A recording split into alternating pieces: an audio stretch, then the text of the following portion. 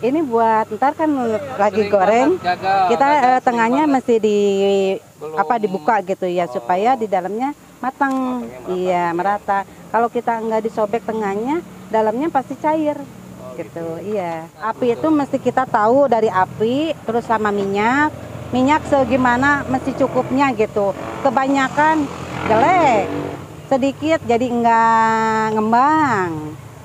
Ini gorengnya satu-satu atau gimana? Satu-satu. Satu ya? Iya. Kayak goreng burayot berarti ya? Iya. Burayot malah lebih sulit tuh. Lebih sulit ya? Iya.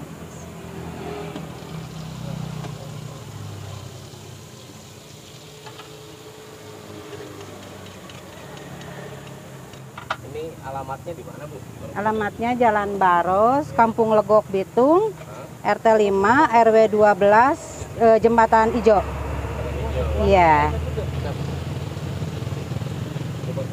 Kabupaten Kota Madia Sukabumi ya? Iya, Kota Madia. Nggak keikat kerjanya, enak sendiri lah gitu. Kalau jadi pengusaha, kita ngatur sendiri, waktunya diatur kita, apanya diatur kita yang ngatur, nggak diatur sama orang lain. Begitu enaknya jadi pengusaha gitu.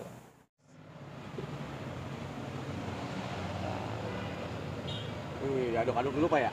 Ya, ini proses pembikinan adonan cucur, curhat kriuk-kriuk, cucur hangat kriuk-kriuk. Ini apa, Bu? Ini gula aren ya? Gula aren cair ya? Cair, iya. Sama dikit.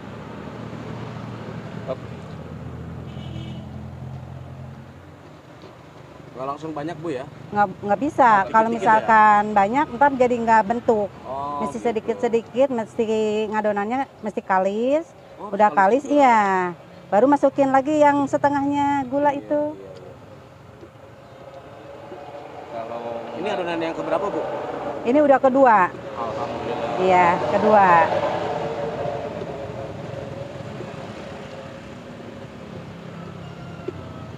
Bahan dasarnya apa, Bu? Bahan dasarnya dari tepung beras, sama gula aren, sama rempah-rempah. Kayak ada wangi kayu manis ya?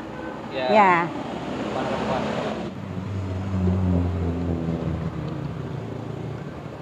Ya, langsung dikasih gula cairnya lagi.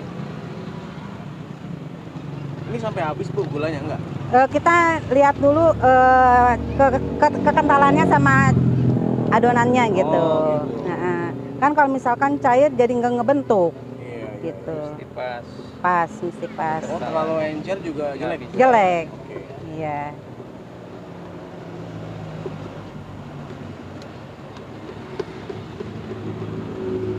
Ini Ibu tiap hari kalau ngadon dibantuin Bapak? Kadang sendiri. Anda sendiri? Sendiri. Kalau si bapak lagi keluar sendiri. Iya, iya. Ini simple banget, Bu ya? Simple. Cuman ngadonan sama perempuan berat gitu, kan manual ya. Iya, iya. Manual. Lagi coba. Belajar dari mana, Bu, dulu, Bu? Bikin kue ini, Bu? Buka dari YouTube. Oh, dari YouTube. Awalnya Awal-awalnya. kita cari bisnis apa, kira-kira modalnya sedikit, untungnya agak lumayan. Lumayan. Oh, gitu. Ternyata setelah banding-banding, buka YouTube, ternyata Alhamdulillah gitu ya. bisnis kue cucur agak lumayan buat Lumayan. menopang uang belanja dapur ibu gitu. Sudah selesai, ini tinggal disiap digoreng. Oh, udah nih. Bu. Iya, udah. Iya. Oh, segitu ya keencerannya ya? Iya. Ini adonannya terlalu kental. Kalau kental gini jadi nggak bisa ngembang. Oh, Kita gitu. kita campurin lagi pakai air. Iya, tapi air mateng. Oh, iya. Gitu. Iya. Jadi ntar hasilnya jadi bagus. Oh, jadi jangan terlalu kental ya? Iya. Jadi kalau kental itu bantet, Bu ya? Bantet, iya.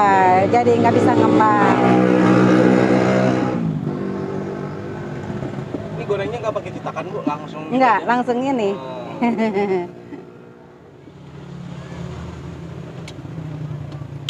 Mesti tahu temperatur ininya, apinya. nggak bisa terlalu panas, nggak bisa terlalu dingin. Kalau dingin jadi ngebentuk gitu, jadi bantet. Kalau misalkan terlalu panas, jadi buyar gitu. Sebetulnya ide kita ide berdua sama istri. Katanya, Pak, cari tambahan bantuan dong buat menopang belanja mama, katanya gitu. Ya, saya coba-coba buka-buka YouTube, apa nih kira-kira usaha rumahan yang istilahnya modalnya kecil, tapi untungnya agak lumayan. Akhirnya dapat satu ide buka dagang kue cucur. Akhirnya saya coba, ya sampai saat inilah begini gitu.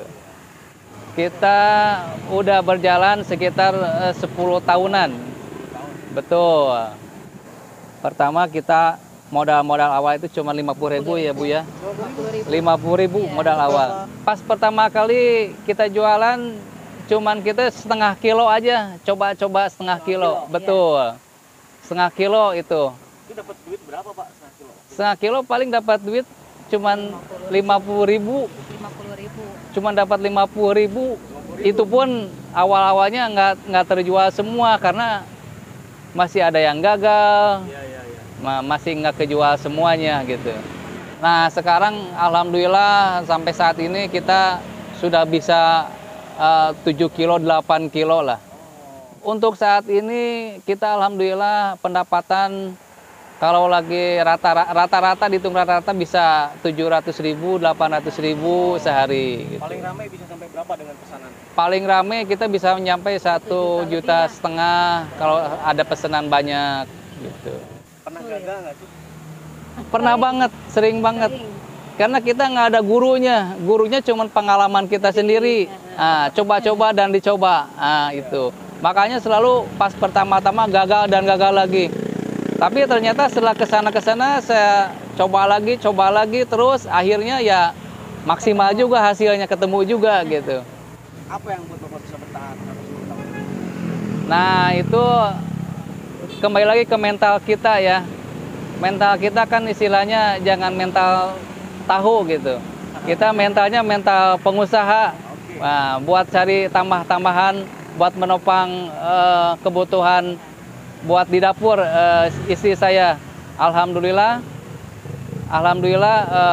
mental kita jadi terinovasi juga sama mental istri saya.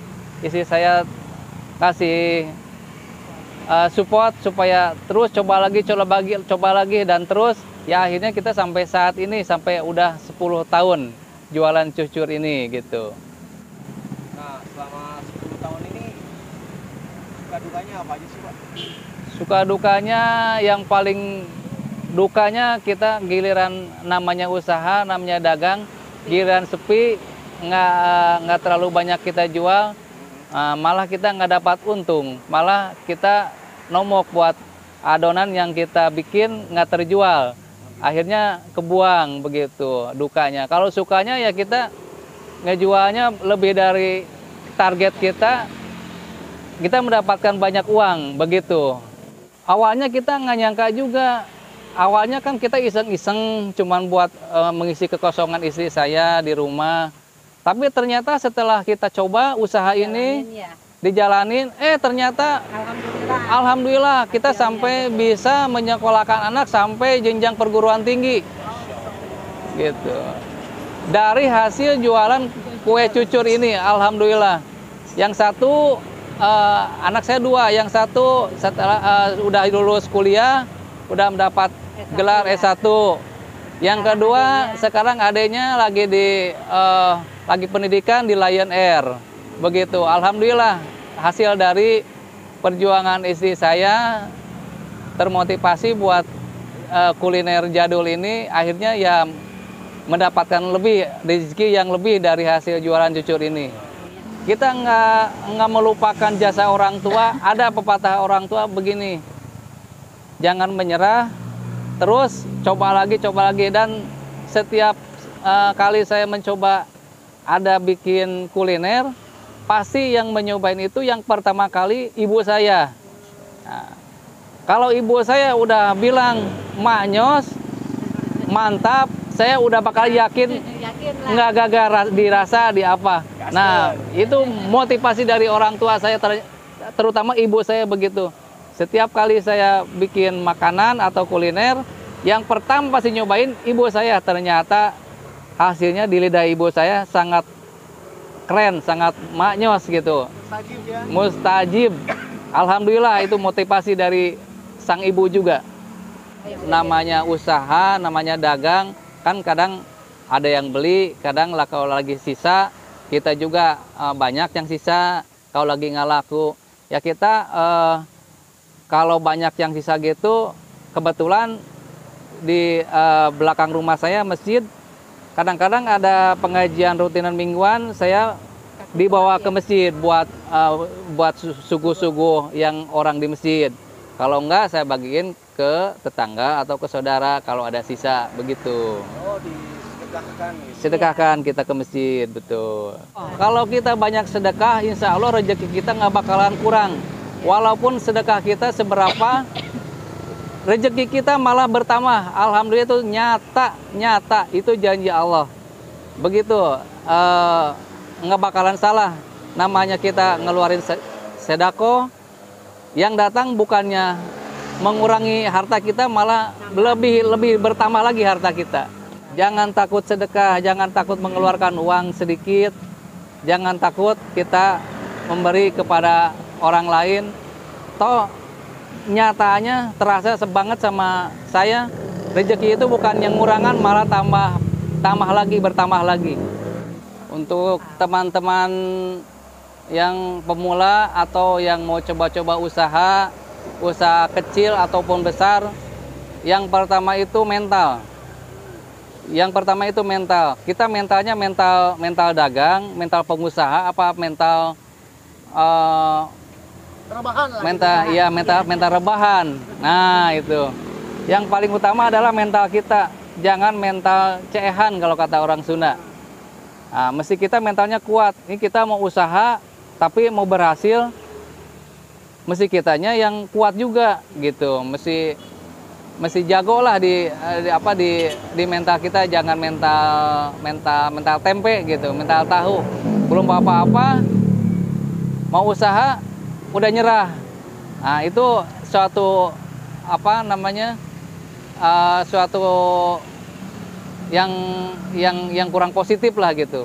Kalau mau mencoba usaha, ya kita mesti tekun, mental kita mesti tekun, mesti rajin, itu yang paling utama.